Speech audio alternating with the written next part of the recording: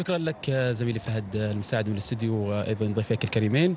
طبعا عبد العزيز الجبرين وهو الاسم اللي تردد كثيرا في الفتره الاخيره عبر وسائل الاعلام، ما راح اضغط عليه كثير، راح نسال عن المباراه بالتحديد، واذا كان بيجاوبنا على الامور الثانيه عاد ما يقصر معنا الكابتن عبد العزيز. نتحدث عن هذه المباراه، نتيجه 1-0 دائما مزعجه لاي لاعب. بسم الله الرحمن الرحيم. الحمد لله على كل حال. زي ما انت شايف يعني اليوم الفريق قدم مستوى طيب كويس، لكن الهدف يعني جاء يعني من قبل كنا راجعين شوي متحفظين، بعد الهدف حاولنا حتى الشوط الثاني يعني زي ما انت شايف المدرب نزل مهاجم ثاني، حاول نرجع المباراة، لكن الحمد لله على كل حال. ان شاء الله عندنا مباراة ضد نجران بعد 3 ايام، مباراة في الدوري وهي الأهم ان شاء الله. خلاص هذه يعني طلعنا من البطولة، لكن ركز في مباراة نجران.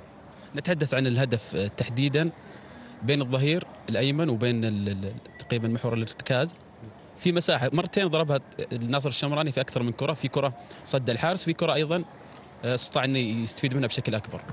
ممكن ما كان في كلام بينهم او توجيهات بينهم، لكن طبيعي يعني تصير هذه، وان شاء الله يعني الاخطاء هذه نحاول نصححها ونركز في المباراة الجاية اللي هي ضد نجران، وإن شاء الله نقدم مستوى النتيجة. اليوم قدمنا مستوى طيب لكن النتيجة ما قدمنا، لكن الحمد لله على كل حال. ويعني ما بيضنا وجه الجمهور الصراحة اليوم، يعني كان الحضور مرة ممتاز، لكن إن شاء الله نوعدهم بإذن الله المباراة الجاية نقدم مستوى النتيجة بإذن الله.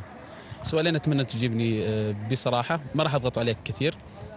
الأحاديث الإعلامية الكثيرة في الفترة الأخيرة شتتت تركيزك على مستوى المباريات، على مستوى التدريبات. عبد العزيز جبريل للهلال، عبد العزيز جبريل للنصر، هناك عرض مقدم من هنا، هناك عرض مقدم من هنا. ضغط عليك الموضوع؟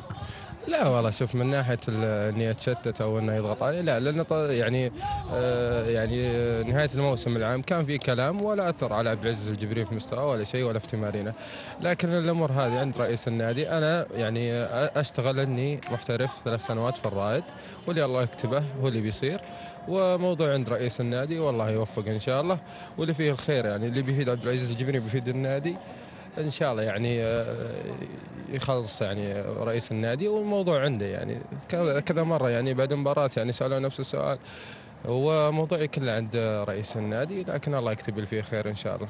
بالنسبه انك ذكرت رئيس النادي اكثر من مره، بصراحه رئيس النادي تشاهد انه يعني يحاول، ودك تتكلم معه بهذا الخصوص، المبالغ اللي يطلب لاعبين من الانديه الاخرى.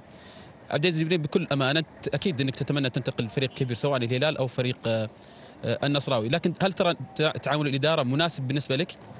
والله انت زي ما انت شايف يعني النادي يمر بظروف، واكيد يعني لو ممكن عبد العزيز الجبري ينتقل لنادي ثاني راح يعني يحل المشاكل اللي في النادي، ويعني انا اترك الموضوع هذا كله عند الرئيس، وان شاء الله يعني الله يكتب لي في خير لعبد العزيز الجبريل والنادي الرائد.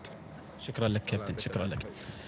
هذا الحديث الأخير لدينا هنا من أرضية الملعب الكابتن عبد العزيز الجبرين، سواء حديث اللي ذكر لي قبل الهواء، كان يتحدث معي حول هذا الأمر بالتحديد، وأنه مزعج في الفترة الأخيرة، وذكر بأنه لا يريد أن يصرح إلى أي وجهة يريد أن ينتقل، ربما أحد الطرفين ينسحب من خلال حديثه الفضائي سواء أو من خلال وسائل الإعلام الأخرى. زميلي